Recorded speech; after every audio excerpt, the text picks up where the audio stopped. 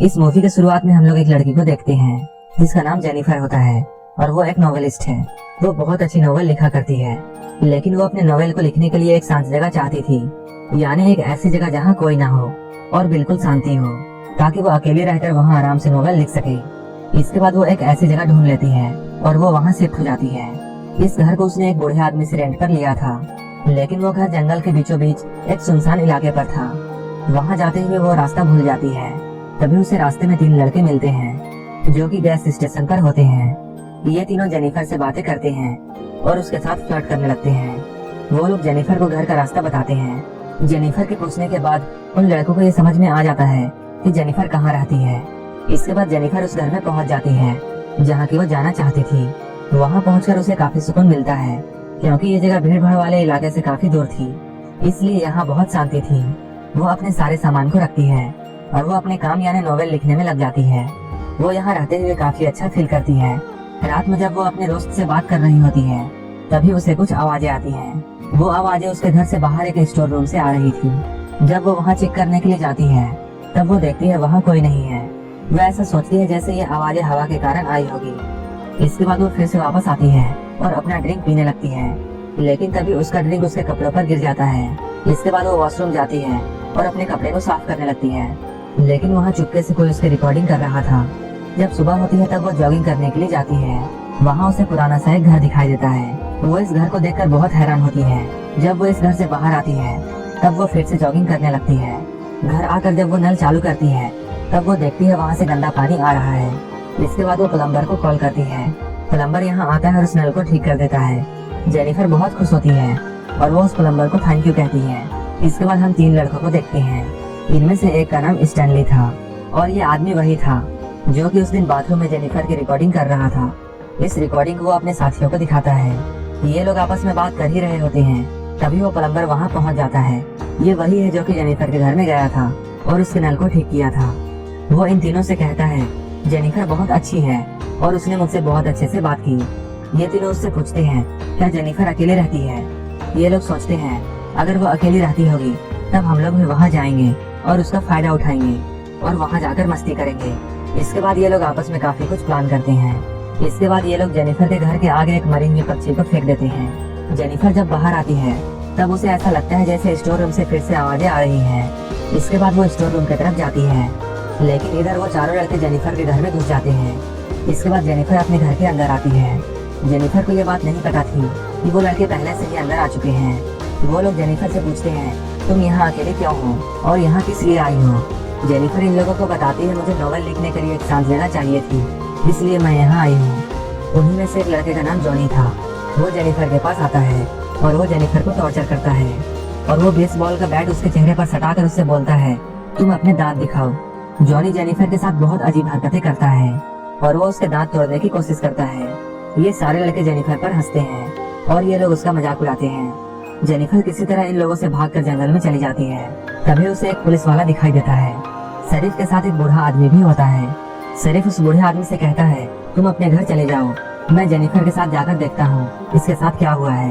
इसके बाद शरीफ जेनिफर को लेकर वहाँ जाने लगता है। इसके बाद शरीफ जेनिफर के घर में पहुँचता है जहाँ की वो चारों लड़के आए थे। वो घर पहुँचते ही दरवाजा बंद कर देता है और वो जेनिफर के साथ काफी अजीब हरकतें करने लगता है। इसके बाद वो किसी को कॉल करता है। इसके बाद वो सारे लड़के तुरंत यहाँ पहुँच जाते हैं। इसका मतलब ये है शरीफ भी इन लोगों के साथ मिला हुआ है। ये लोग 4 थे। ये लोग जेनिफर के साथ काफी गंदा बिहेव करते हैं। इसके बाद ये लोग उसके साथ जबरदस्ती करते हैं। इतना होने के बावजूद जेनिफर हिम्मत जुटाकर यहाँ से भागने की कोशिश करती है। इसके बाद ये लोग उसे पकड़ लेते हैं। शरीफ जेनिफर के पास आता है और वो उसके साथ जबरदस्ती करता है। इसके बाद वो चारों लड़के भी ऐसा ही करते हैं। ये लोग ऐसा करते हुए हंस रहे थे, जबकि एक आदमी इन सब का वीडियो बना रहा था। अब जेनिफर की हालत बहुत खराब हो चुकी थी।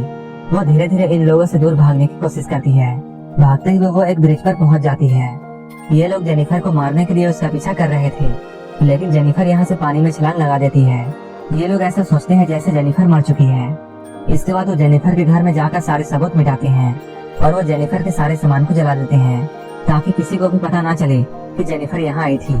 ये लोग काफी देर यहाँ रहते हैं और ये लोग जेनिफर को ढूंढने की कोशिश करते हैं, लेकिन इन लोगों को ना तो जेनिफर मिलती है और ना ही उसकी लाश मिलती है। इसके बाद ये लोग समझ जाते हैं कि जेनिफर की मौत अब हो चुकी है। इसके बाद ये लोग रिलैक्स फील करते हैं। इसके बाद सभी लोग यहाँ से चले जाते हैं। शरीफ अपने घर पहुँचता है, जहाँ हम उसकी बीवी को देखते हैं। वहाँ पर शरीफ की बेटी भी होती है। शरीफ अपनी पत्नी और बेटी से बहुत अच्छे से बात करता है, लेकिन वो भूल गया था कि अभी अभी वो क्या करके आ रहा है। ये लोग काफी दिनों तक जेनिफर को ढूंढने की कोशिश करते हैं, लेकिन इन लोगों को जेनिफर के बारे में कोई भी न्यूज नहीं मिलती है और न ही इन लोगों को जेनिफर की बॉडी मिलती है। एक दिन प्लम्बर इन लोगों के पास जाता है और वो इन लोगों से कहता है उसने जेनिफर का भूत देखा है। तभी इन लोगों का एक दोस्त इनके पास आता है और वो कहता है जो रिकॉर्डिंग इन लोगों ने की थी वो किसी ने चुरा ली है। ये बात सुनकर सारे लोग डर जाते हैं और उस आदमी से सारे लोग गुस्सा हो जाते हैं। यहीं से इन लोगों का बुरा वक्त शुरू हो जाता है और अब इन लोगों के साथ जो भी होने वाला था वो बहुत ही बुरा था। इन लोगों में से एक आदमी रात में जब ये अपने घर में आराम कर रहा होता है, तभी कोई मरा हुआ एक पक्षी इसके दरवाजे पर फेंकता है, जैसा कि इन लोगों ने जेनिफर के घर में किया था। उस आदमी को जेनिफर का चप्पल भी दिखाई देता है। वहीं दूसरी तरफ हम लोग शरीफ को देखते हैं, जो कि अपने घर में होता है। उसे वहाँ पर एक टेप मिलती है जिसके ऊपर स्टैनली का नाम लिखा होता है और ये वही लड़का था जो कि रिकॉर्डिंग कर रहा था। शरीफ को उस लड़के पर बहुत गुस्सा आता है। उसे ऐसा लगता है जैसे स्टैनली ने ही इस रिकॉर्डिंग को उसके घर में भेजा है ताकि शरीफ की करतूत शरीफ की बेटी और उसकी पत्नी जान जाए। तो वो बहुत गुस्सा होकर स्टैनली के पास जाता है और वो उस टेप को स्टैनली के मुंह में घुसा देता है। स्टैनली शरीफ से कहता है ये सब मेरा काम नहीं है और मैंने ऐसा नहीं किया है। यहीं पे एक दूसरा लड़का इन लोगों को समझाता है हम लोगों का एक दोस्त प्लम्बर गायब है और वो काफी लंबे समय से हमें नहीं मिला है और शायद उसी ने ऐसा किया होगा क्योंकि उसे अपने किए पर पछतावा होता होगा। उसने हमें एक दिन बताया था जेनिफर ने उससे बहुत अच्छे से बात की थी और उसी के कहने पर हम लोग जेनिफर के घर में गए थे। इसलिए हमें प्लम्बर को ढूंढना चाहिए और उसे ढूंढकर मार देना चाहिए।